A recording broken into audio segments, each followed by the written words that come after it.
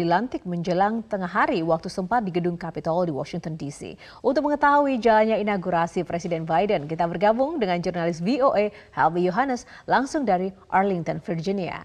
Helmy Yohannes. Iya, Yohana dan Ya, pemirsa Metro TV. ya, Helmy, bagaimana tadi jalannya upacara pelantikan Presiden dan Wakil Presiden Kamala Harris dan apa saja yang berbeda dengan pelantikan-pelantikan Presiden sebelumnya? Ya, Yohana dan pemirsa Metro TV, Amerika Serikat memiliki presiden baru dengan pengambilan sumpah jabatan Joe Biden menjadi presiden ke-46 Amerika Serikat di gedung Capitol sekitar 5 jam yang lalu. Sebelumnya, Senator Kamala Harris diambil sumpahnya menjadi wakil presiden Amerika Serikat. Wakil Presiden yang lama, Mike Pence, juga hadir dalam acara inaugurasi seperti Presiden Biden maksud saya, tapi tidak seperti dengan pelantikan-pelantikan sebelumnya, tradisi pergantian pemerintahan di Amerika, Presiden Donald Trump tidak menghadiri acara ini. Tapi inaugurasi kali ini dihadiri oleh hampir semua mantan presiden dan ibu negara ya, dimulai dari Bill Clinton dan Hillary Clinton, ada George W. Bush dan ibu negara Laura Bush, ada juga Presiden Barack Obama dan mantan ibu negara juga Michelle Obama ya. Yang tidak hadir itu mantan Presiden Jimmy Carter karena faktor usia dan kesehatan ya. Dalam pidatonya seusai pelantikan, Presiden Biden menyerukan agar warga Amerika kembali bersatu setelah adanya pilpres yang sangat keras ya, yang menyebabkan keterbelahan ya. Jadi ia mengingatkan pentingnya persatuan dalam menghadapi berbagai masalah yang krisis yang ada saat ini, mulai dari pandemi COVID, ada masalah kesehatan, perawatan kesehatan, ada anjloknya perekonomian, ada juga tingginya angka pengangguran ya. Biden menekankan bahwa semua itu membutuhkan persatuan dan perlu bahu-membahu dari semua warga untuk menghadapi masalah ini ya. Presiden Biden juga mengatakan bahwa pelantikannya menandai harapan dan pembaruan bahwa akan bangkit lagi untuk menghadapi tantangan. Menurut Biden, pergantian pemerintahan ini juga menunjukkan kehendak rakyat sudah terpenuhi dan demokrasi yang berharga adalah yang menang. Biden juga mengingatkan mengenai aksi kekerasan yang terjadi di gedung Capitol baru 2 minggu lalu, tapi hari ini telah berlangsung peralihan kekuasaan yang damai dan ini adalah tradisi di Amerika yang sudah berlangsung lebih dari 200 tahun lebih ya. Inaugurasi kali ini juga tidak melibatkan keramaian, itu yang bedanya, jadi lebih sederhana karena adanya pandemi dan antisipasi terhadap gangguan keamanan. Dan ada lebih dari 25.000 ya pasukan anggota Garda Nasional yang diterjunkan. Tadi setelah upacara pelantikan itu Presiden Biden melakukan pemeriksaan pasukan kehormatan di bagian timur dari gedung Capitol dan setelah itu bersama-sama dengan para mantan presiden maksud saya pergi ke Taman Makam Pahlawan Arlington Cemetery di Virginia sini untuk meletakkan karangan bunga di makam pahlawan tidak dikenal ya, itu bersama 3 mantan presiden yakni Presiden Barack Obama, Presiden George W. Bush dan juga Presiden Bill Clinton. Dan ini juga sekaligus untuk menunjukkan atau melambangkan adanya semangat persatuan di antara para pemimpin Amerika. Yohana. Iya. Lalu kemudian Helmy Yohannes, selain proses inaugurasi terkait dengan program Biden, apa saja program dari Joe Biden yang akan dijalankan dalam waktu dekat ini? Ya, Presiden Biden itu baru masuk ke Gedung Putih itu tepat baru 1 jam yang lalu ya. Setelah mengikuti ada prosesi kecil, ada pawai atau parade kecil itu dari Jalan 15 kalau dari sini hanya beberapa blok dari Gedung Putih.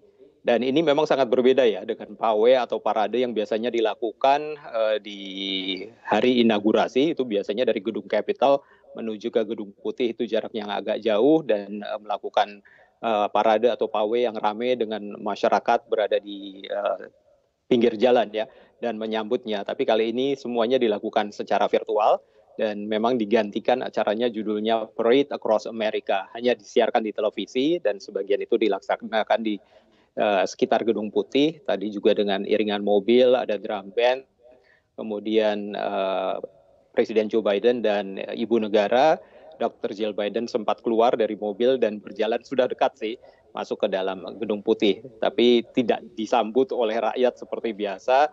tapi hanya ditonton di televisi. Dan itu setelah itu ada juga beragam pertunjukan dari komunitas di seluruh Amerika. Nah, tapi yang jelas Presiden Biden itu menyatakan tekadnya untuk langsung bekerja pada sore hari ini juga ya. Jadi dia langsung mengambil beberapa tindakan bersejarah untuk memberikan bantuan bagi warga Amerika yang mengalami kesulitan. Ya. Contohnya langsung menandatangani sejumlah inpres, juga keputusan presiden yang untuk mengatasi krisis, termasuk mengubah arah dari penanganan pandemi COVID-19, memberikan bantuan ekonomi lewat RUU stimulus baru, juga mengatasi perubahan iklim dan memajukan kesetaraan rasial. Presiden Biden juga akan membalikkan sejumlah kebijakan dari pemerintahan Trump ya, terutama di bidang imigrasi dan juga mencabut larangan masuk bagi warga dari sejumlah negara mayoritas Muslim yang sebelumnya diberlakukan oleh pemerintahan Trump. Yohana.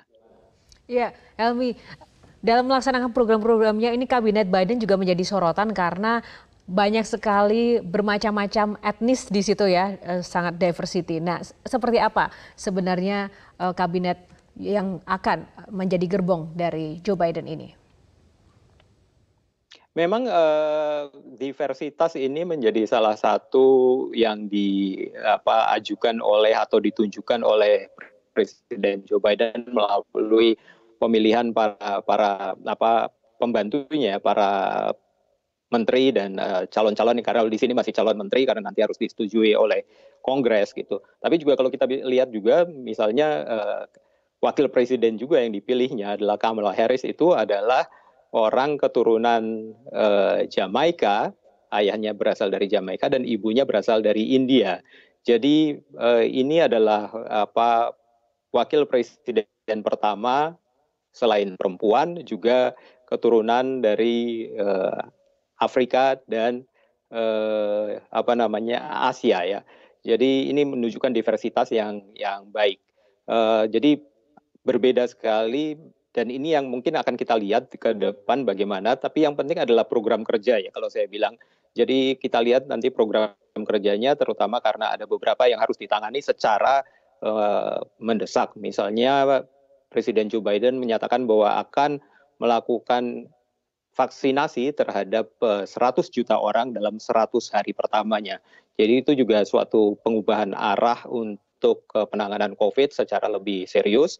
Dan juga tentu yang paling penting adalah menangani ekonomi lewat RUU stimulus baru yang sudah dikatakan bahwa akan memberikan tambahan dana seperti BLT kepada rakyat itu sebesar $1.400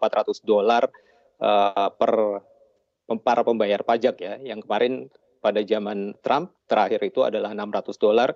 Ini akan dibuat $1.400, tapi RUU-nya sedang digodok dan perlu disetujui oleh Kongres. Yohana. Lalu kemudian setelah keluar dari Gedung Putih, di manakah Donald Trump dan juga keluarga tinggal? Helmi.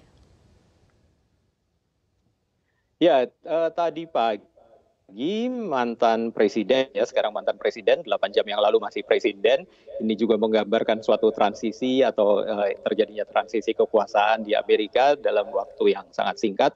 Itu Presiden Trump meninggalkan Gedung Putih sekitar jam 8 lebih tadi pagi dengan helikopter Marine One, kemudian menuju ke Joint Base Andrews. Ini di lapangan pangkalan udara di dekat Washington DC. Dan kemudian berangkat ke Palm Beach di Florida. Dan ini akan menuju ke Mar-a-Lago ya. Mar-a-Lago adalah resort yang dimiliki oleh keluarga Trump dan itu akan menjadi tempat tinggalnya setelah tidak lagi menjabat sebagai presiden. Jadi itu tadi adalah penerbangan terakhir dengan Air Force One. Dan tadi saya juga membaca atau mendapat laporan bahwa Air Force One juga melakukan terbang rendah di dekat Mar-a-Lago. Jadi kayak flypass gitu, itu adalah terakhir kalinya sebelum Presiden Trump mengakhiri ya masa jabatannya.